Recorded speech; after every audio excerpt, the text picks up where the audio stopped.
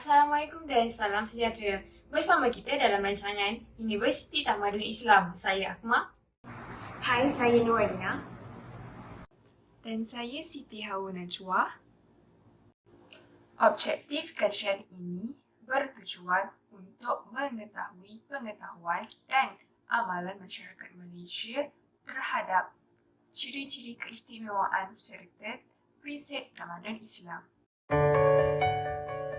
Dari pengetahuan saya, tamadun Islam ni maksudnya adalah kemajuan ataupun peradaban dan sesuatu kaum ataupun satu perabatan ataupun dia juga dipanggil sebagai civilization. Jadi contohnya ciri-ciri tamadun ni dia ada pendapatan kekal, lepas tu dia ada bahasa dan tulisan, dan juga ada kehidupan yang politik. Jadi tamadun ni juga dia ada hubungan di antara agama, budaya dan bangsa. Jadi secara kesimpulannya, tamadun ni merangkumi semua aspek iaitu kehidupan, peradaban dan juga ada seni bina dan juga kreativiti dan kehidupan beragama. Okey, apa yang saya faham tentang tamadun Islam ni, tamadun Islam ni bukan sahaja untuk orang Arab dengan orang Parsi, tapi untuk semua orang. Maksudnya bukan untuk orang Islam je, tapi bangsa lain, agama lain pun sama. Quran dan As-Sunnah. Islam ni dia menerima tata cara yang tak bertentangan dengan syariat Allah. Islam juga bersifat terbuka untuk menerima pembaharuan yang dapat memperkukuhkan sistem-sistem yang wujud dalam Islam. Dan yang terakhir, Islam ni juga dia bersifat rasional, terutamanya berkaitan dengan persoalan semasa yang tak melibatkan hukum bersifat mutlak. Bagi pendapat saya, tamadun Islam adalah antara tamadun yang dah lama wujud. Tamadun Islam juga semestinya lah berasaskan ajaran agama Islam itu sendiri. Ia banyak mengajar tentang kesenian dan moral berpaksikan ajaran Islam. Tetapi ilmunya meluas, digunakan dan terbuka merentasi agama, budaya dan juga bangsa yang lain.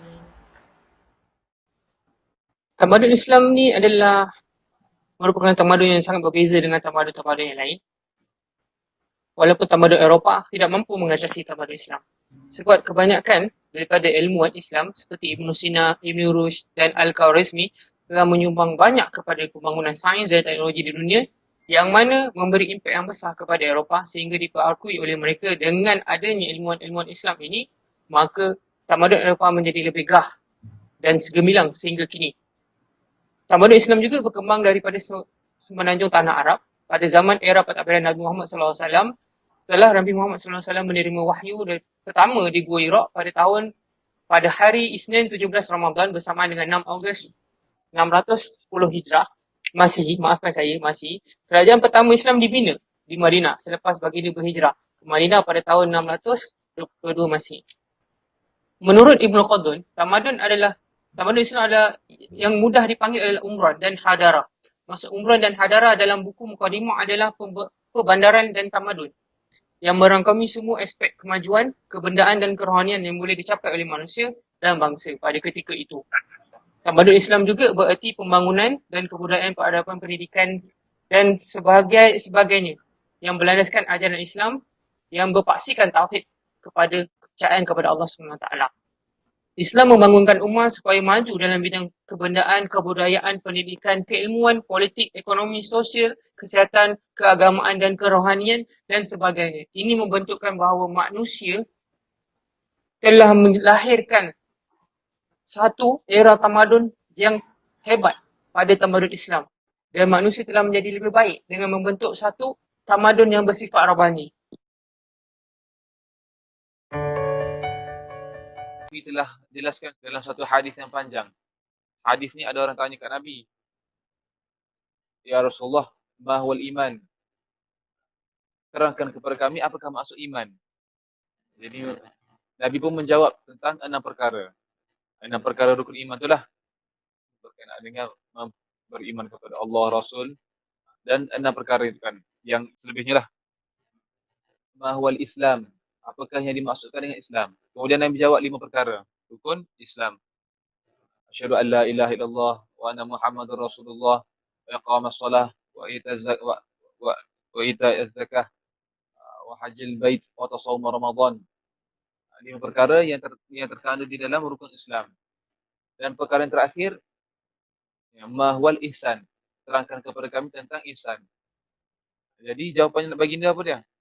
Beribadatlah kamu seperti kamu melihat Allah.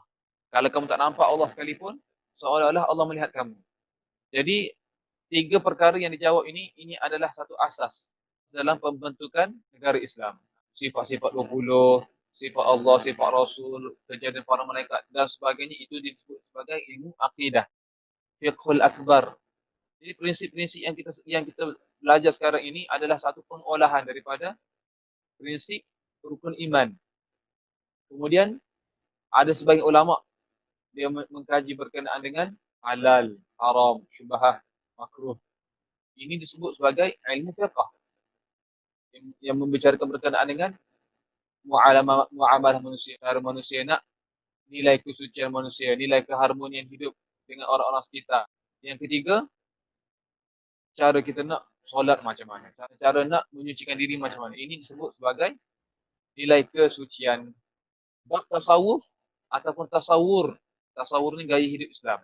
Kita nak berinteraksi dengan guru.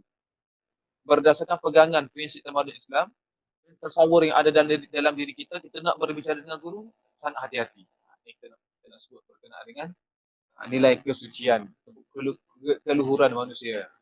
Dan sekali berkenaan dengan khalifah.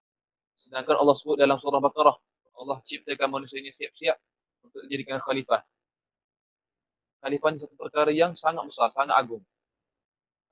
Di mana kalau dari segi kajian, kita tengok bagaimana khilafah Uthmaniyah yang selepas Khulafah Ar-Rashidin kan. Dan perkara-perkara ini tidak terhenti sampai situ, tetapi berterusan sampai kita sekarang. Hatta seorang penuntut universiti sekalipun, dia pun khalifah. Pun belajar menjadi khalifah terhadap ahli keluarga. Yang pertamanya ialah merujuk pada akidah. Akidah kita, akidah tauhid lah. Bila tauhid tu, maksudnya kita mempercayai Tuhan yang satu dalam konteks kita sebagai umat Islam. Jadi kita datang dari pelbagai latar belakang, datang dari pelbagai tempat, pelbagai budaya yang berbeza. Dan kita diikat dengan satu kepercayaan. Kita mentauhidkan Allah, maka sepatutnya tidak ada perpecahan yang berlaku lah. Okey? Jadi sepatutnya kita saling hormat menghormati, saling kasih mengasihi antara sesama umat Islam. Dan kalau ini boleh kita laksanakan dengan baik, maka tidak berlakulah kita kata perpecahan, peperangan dalam kalangan umat Islam kan tidak berlakulah. Apa yang berlaku dalam hari ini, ya, negara kaya umat Islam mengabaikan negara umat Islam yang miskin contohnya kan. Jadi kalau ini dapat dihayati dengan baik, maksudnya itu yang pertama, kita diikat dengan kesatuan akidah, kepercayaan terhadap Tuhan yang satu. Yang sepatutnya menjadikan kita umat yang kuat. Tapi bila kita tidak ambil kira perkara ini, maka berlakulah perkara yang sebaliknya. Yang kedua ialah kesatuan dari segi kita ni manusia yang datang dari satu keturunan. Kita datang dari Adam alaihissalam kan, Nabi Adam alaihissalam. Dari satu keturunan walaupun kita datang dari berbagai kita kata tempat yang berbeza warna kulit, berbeza bahasa, budaya, samalah. Ya. Tapi maksudnya sepatutnya kita mempunyai taraf kita kata sebagai manusia tu keadilan ataupun hak persamaan tu sebagai manusia tu, hak untuk hidup yang sama kan, sepatutnya tidak berlaku diskriminasi di antara sesama manusia lah. Okay? Jadi sebab kita datang dari, kita kata dari keturunan yang satu, sepatutnya kalau bolehlah manusia aplikasikan itu dalam kehidupan, tentulah kita kata dapat hasil yang sangat baiklah dalam kehidupan. Oleh itu, benarlah tamadun Islam ini mempunyai pelbagai ciri dan prinsip yang sangat bersesuaian dengan kita sebagai manusia. Marilah kita bersama-sama untuk mengaplikasikannya di dalam kehidupan seharian. Sekian sahaja dari kami untuk rancangan Universiti Tamadun Islam. Baik, Assalamualaikum.